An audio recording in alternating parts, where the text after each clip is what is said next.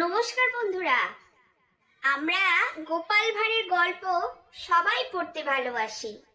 গোপাল ভাঁড় আমাদের সকলের প্রিয়। আমার চ্যানেলে তোমাদের জন্য থাকছে গোপাল ভাঁড়ের গল্প।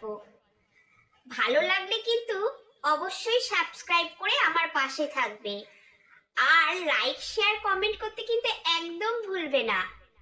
তাহলে চলো আজকে শুরু করা যাক। গোপাল লেখাপড়া বিশেষ কিছু জানতো না, জানবে কি করে? ছেলেবেলায় তো বাবা মারা যায় গোপালের। তখন গোপালের মাত্র 8 বছর বয়স। যদি বা কিছুটা লেখাপড়া শিখেছিল, হাতের লেখা ছিল খুব খারাপ। কিন্তু ভাগ্যের ফেরে গোপাল লেখাপড়া শিখতে পারেনি ঠিকই, কিন্তু তার বুদ্ধি ছিল অত্যন্ত প্রখর। রাজা কৃষ্ণচন্দ্রের ভার হিসেবে তার খ্যাতি ছড়িয়ে পড়েছিল পরে। পাড়াপড়শিরা তাই তাকে সমীহ করে চলতো। কেউ কেউ বা বিভিন্ন প্রয়োজনে গোপালের সঙ্গে এসে দেখা করত, পরামর্শ নিত। গোপালের বুদ্ধি নিয়ে প্রায় সকলেই চলতো। একদিন এক বুড়ি এসে বলল, গোপাল ভাই, আমার একখানা চিঠি লিখে দাও না। আমার নছেলে পুরী থেকে 10 ক্রোশ দূরে নাগেশ্বরপুর গেছে, কোনো খবর পাচ্ছি নে। বেশ কয়েকদিন হলো, টাকা পয়সাও নাই যে কাউকে পাঠাবো। বুড়ির কথা শুনে গোপাল বললে, আজ তো আমি চিঠি লিখতে পারবো না ঠাকমা।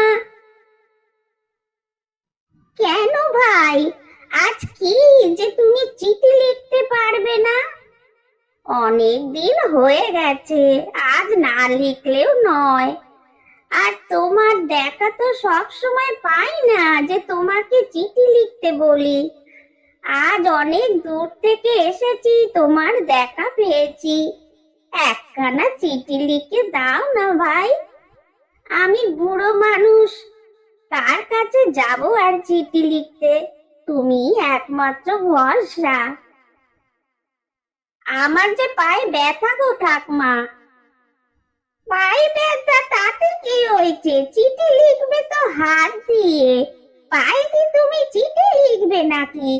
তোমার কথা শুনলে না হাসি পায়। তোমার মতো এমন কথা কোথাও শুনিনি। গোপাল হেসে বলল, চিঠি তো লিখবো হাত দিয়ে, কিন্তু আমার চিঠি যে অন্য কেউ পড়তে পারবে না ঠাকমা। আমার লেখা চিঠি আমাকে নিজে গিয়ে পড়ে দিয়ে আসতে হবে। আমার যে এখন পায়ে ব্যথা।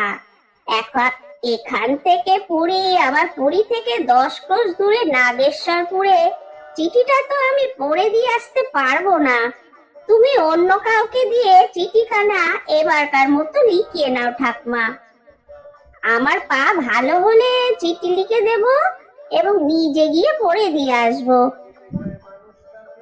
বুড়িমা এরপর আর কি বলবে?